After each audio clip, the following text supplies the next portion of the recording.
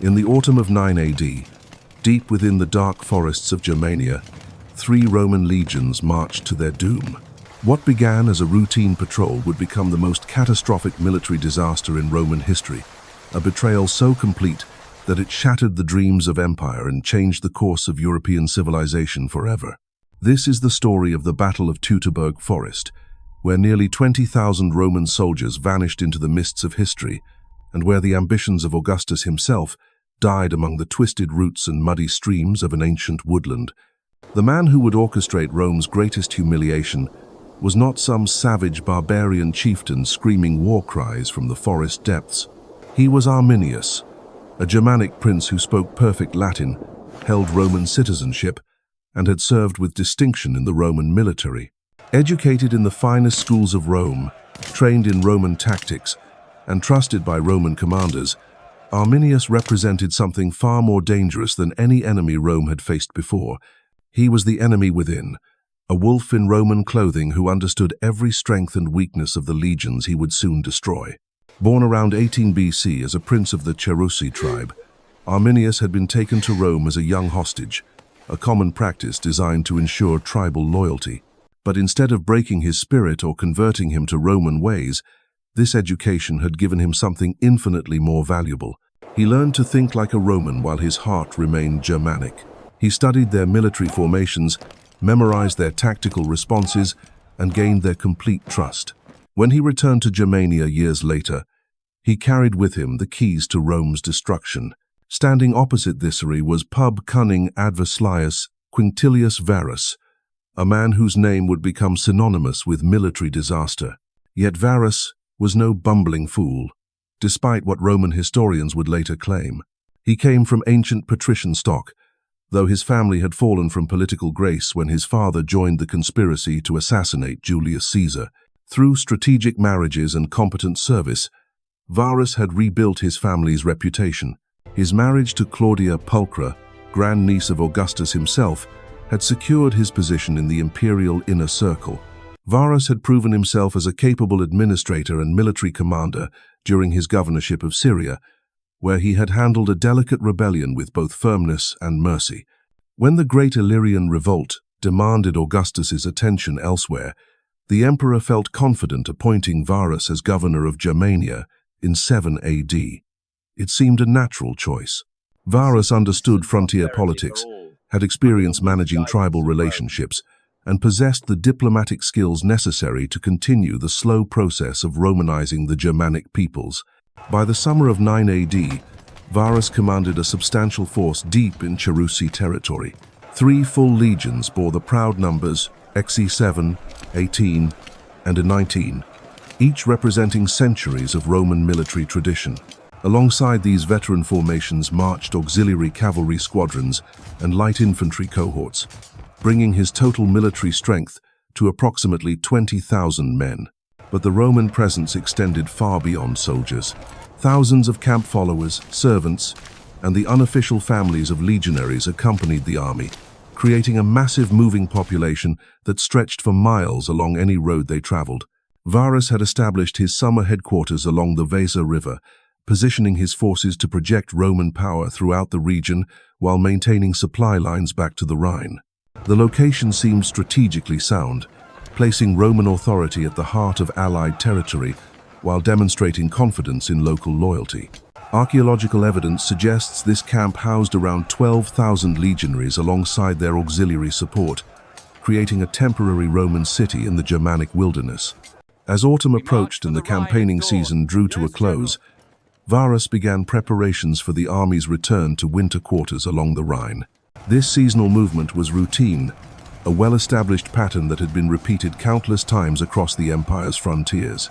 The Germanic tribes understood this rhythm, and many had come to accept it as part of the natural order under Roman rule. But this year would be different. It was during these preparations that Arminius struck with the first phase of his carefully orchestrated deception. He approached Varus with urgent news of a rebellion brewing among the Bructeri, a tribe located in the northwestern reaches of Germania. The report seemed credible, the kind of localized unrest that required swift Roman response to prevent its spread. Arminius, speaking with the authority of a trusted auxiliary commander and tribal liaison, recommended that Varus lead his army along an alternate route that would allow them to suppress this uprising while returning to their winter positions. The recommendation appeared tactically sound. Rather than ignoring a potential threat and allowing it to fester through the winter months, Varus could demonstrate Roman resolve while maintaining the army's scheduled movements. Arminius suggested a path that would take them along the northern edge of the Weser Hills and through the Teutoburg forest, where the highlands descended into the swamps and forests of the North European plain. It would be slightly longer than the usual military road, but it would accomplish both objectives efficiently. Not everyone trusted Arminius's counsel. Segestes, a rival chieftain who had his own reasons for opposing Arminius, warned Varus that treachery was afoot.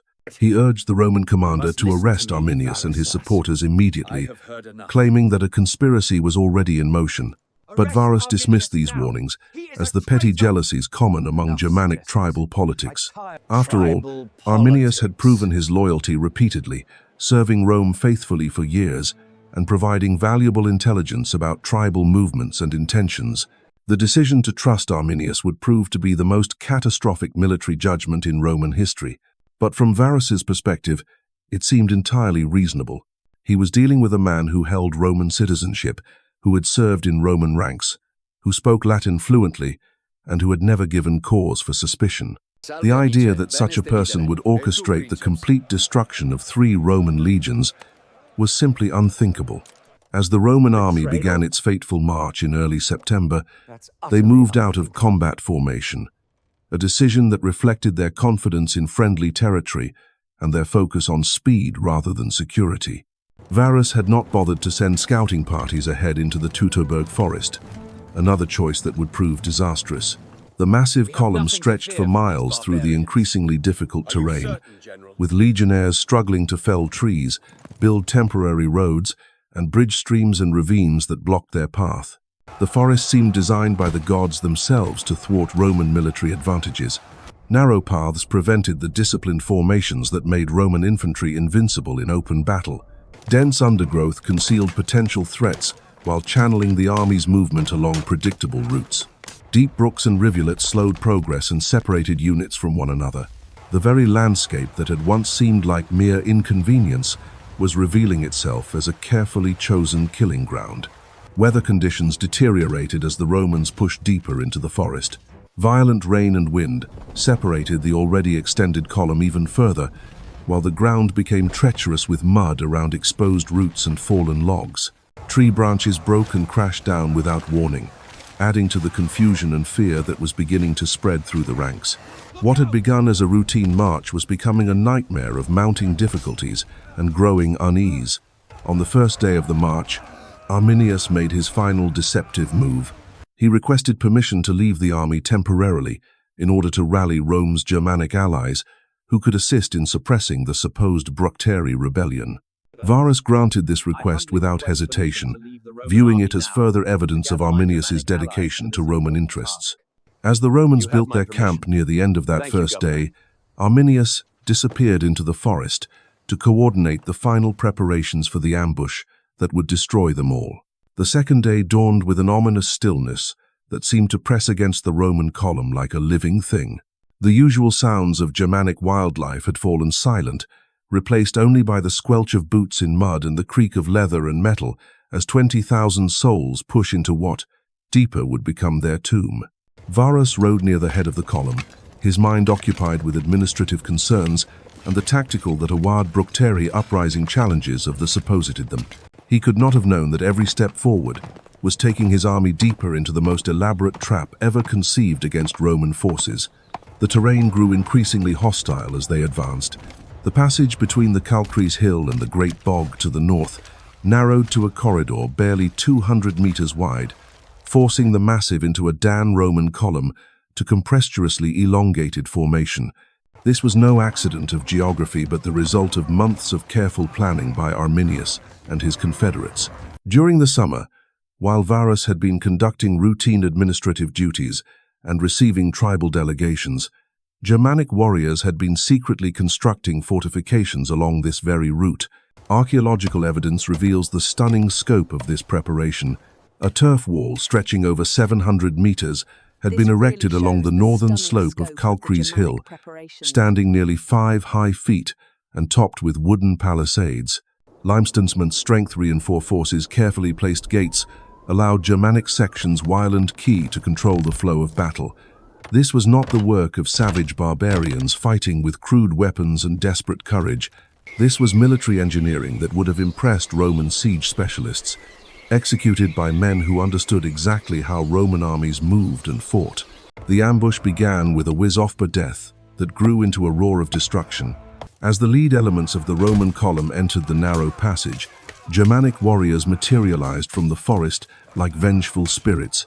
The first volleys came from a distance, arrows and spears arcing down from concealed positions alongside. The hill shields went up instinctively, but the attacks came from too many directions at once. Warriors who had learned Roman discipline from Arminius himself now used that knowledge to coordinate their assault with devastating precision. The normally invincible Roman formations began to buckle under pressure they had never been designed to withstand. In open battle, Roman legions could form their deadly squares and advance with mechanical precision, each man protected by his neighbor's shield, while their short deft swords found gaps in enemy-ances.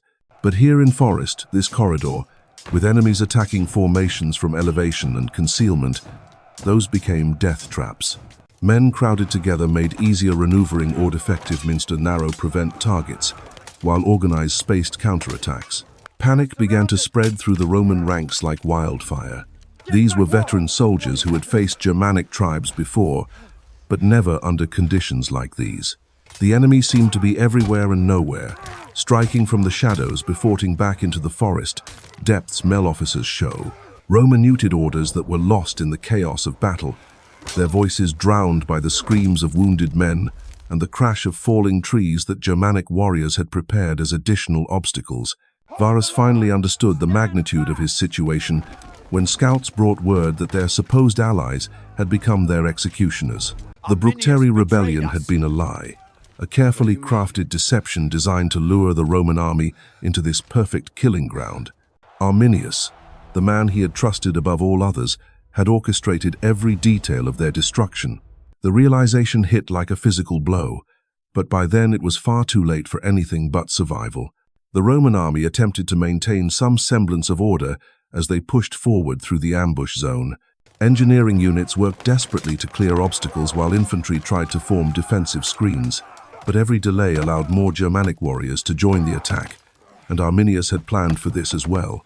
Tribes that had remained neutral in the initial conspiracy now saw opportunity in Roman weakness and threw their forces into the battle. What had begun as a coordinated ambush was becoming a general uprising against Roman rule. As the second day wore on, discipline began to crack under unbearable pressure. Roman cavalry units, attempting to maneuver in the confined space, collided with their own infantry formations. Supply trains became hopelessly entangled with combat units as teamsters abandoned their wagons and fled on foot. The careful organization that was the foundation of Roman military power dissolved into chaos as each unit fought for its own survival without regard for overall strategy. The Germanic assault was relentless and perfectly coordinated. Wave after wave of attacks prevented the Romans from regrouping or establishing defensive positions. Arminius had taught his warriors to strike hard and fast before withdrawing, denying the Romans the pitched battle they needed to employ their superior discipline and equipment. Instead, the legions found themselves fighting dozens of smaller engagements simultaneously, each one bleeding away their strength without offering hope of decisive victory. By the third day, the situation had become hopeless. The Romans had abandoned most of their baggage train, burning surplus equipment and wagons to prevent their capture. The wounded who could not march were left behind with a mercy that spoke to the desperation of their situation. Officers who had served the empire faithfully for decades now faced the unthinkable reality that 3 veteran legions were about to be completely destroyed in the forests of Germania. The final collapse came with shocking swiftness. Roman formations that had held together through sheer professional pride finally shattered under pressure no army could withstand. Germanic warriors swarmed over the broken remnants of the once mighty legions, showing no mercy to men who had brought Roman law and Roman taxes to their homeland. The forest floor became a carpet of bronze and steel as 20,000 Romans met their fate far from the 7 hills of their eternal city.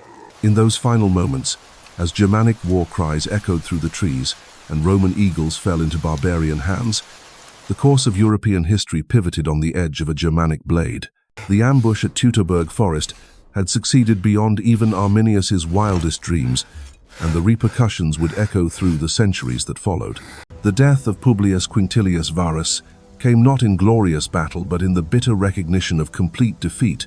As Germanic warriors closed in from all sides and the last remnants of Roman resistance crumbled around him, Varus made the choice that honor demanded.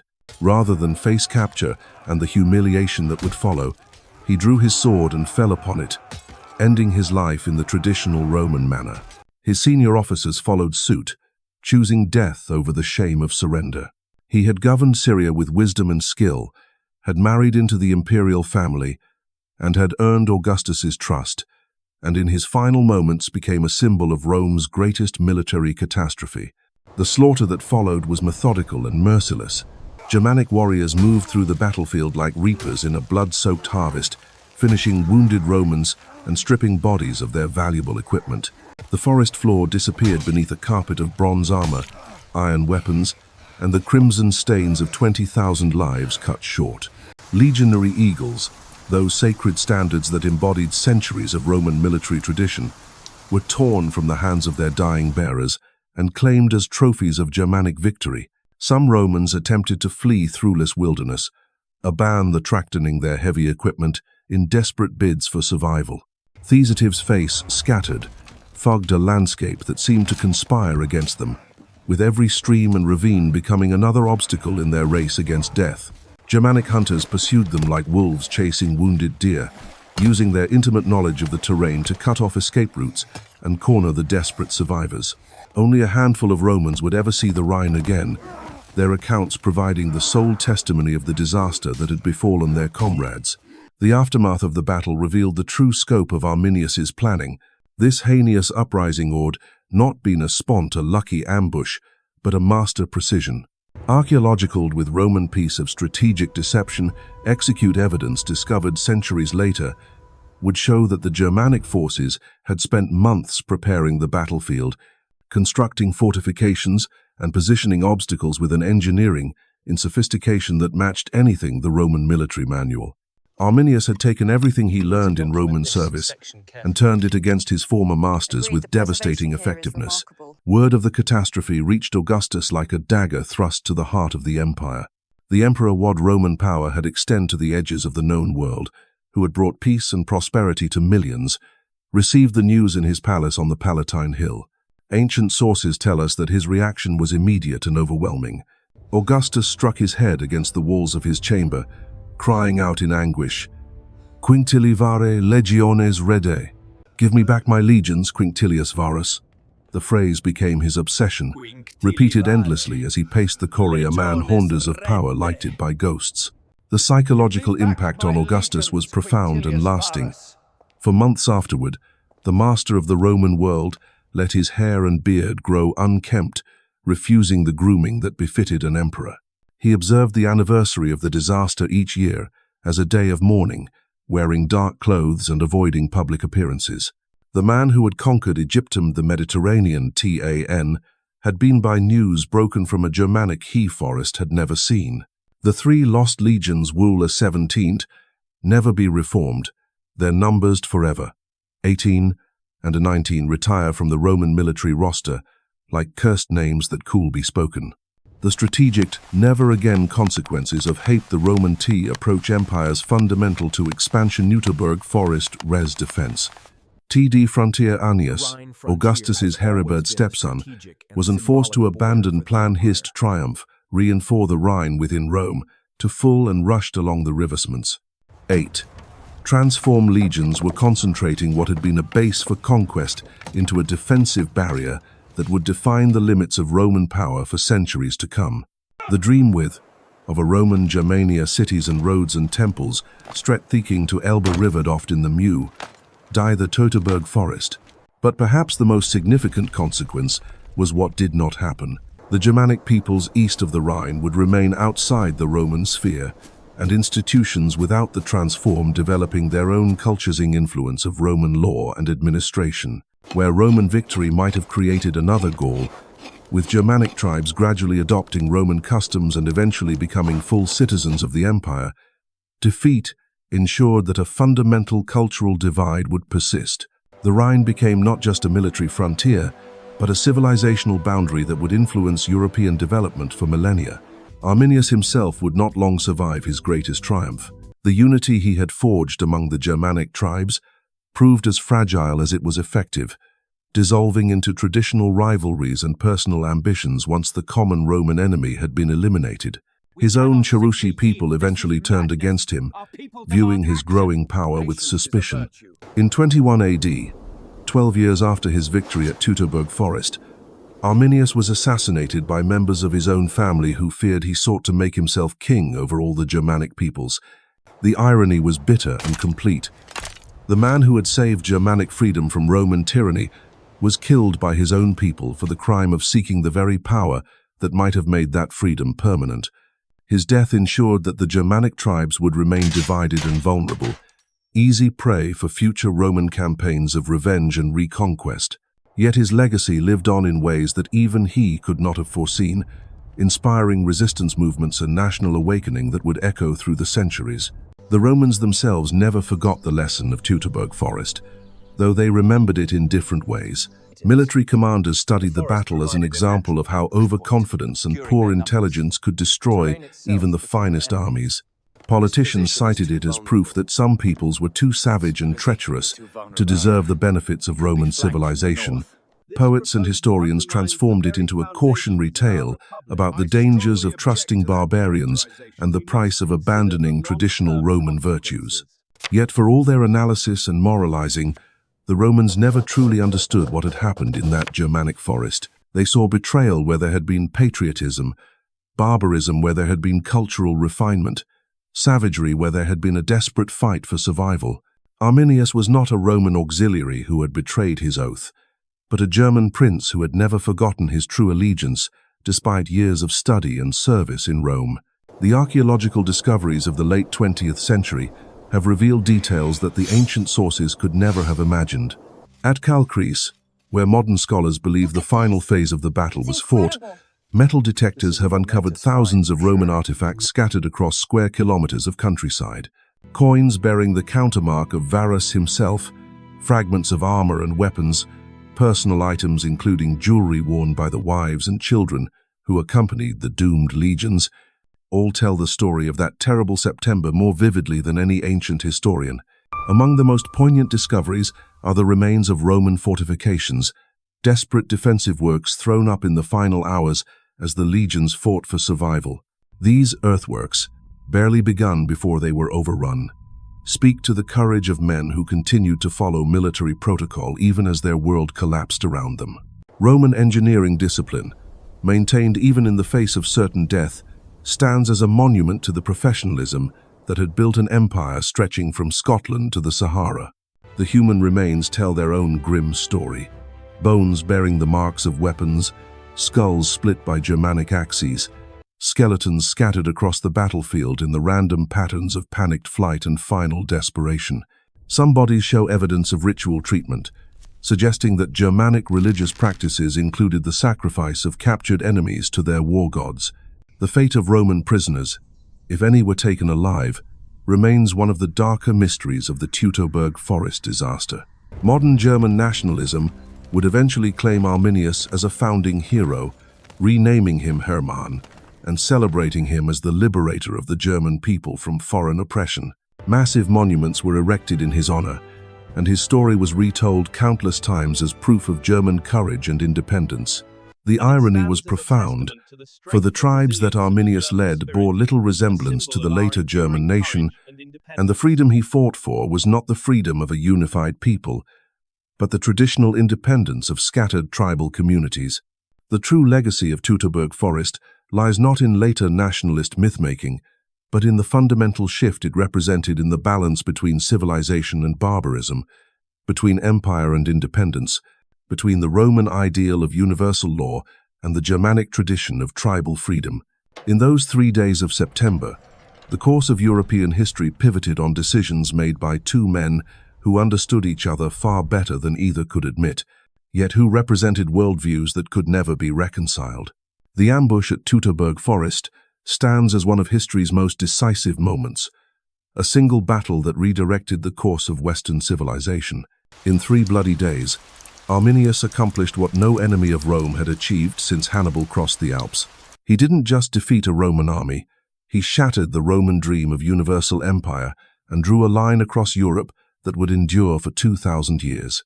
The forests of Germania had swallowed 3 legions whole, but their sacrifice birthed something far greater than military disaster. The Rhine became more than a river. It became the boundary between 2 worlds. On one side lay the ordered realm of Roman law, roads, and cities. On the other stretched the wild lands where Germanic tribes would forge their own destiny, free from the eagle's shadow. Today, when we walk through those same forests or drive along the Rhine frontier, we're traveling through a landscape shaped by Arminius's ambush. The languages we speak, the borders on our maps, the very identity of European nations, all trace their origins back to that moment when 20,000 Romans vanished into the mists of history, and Germanic freedom was born in blood and betrayal.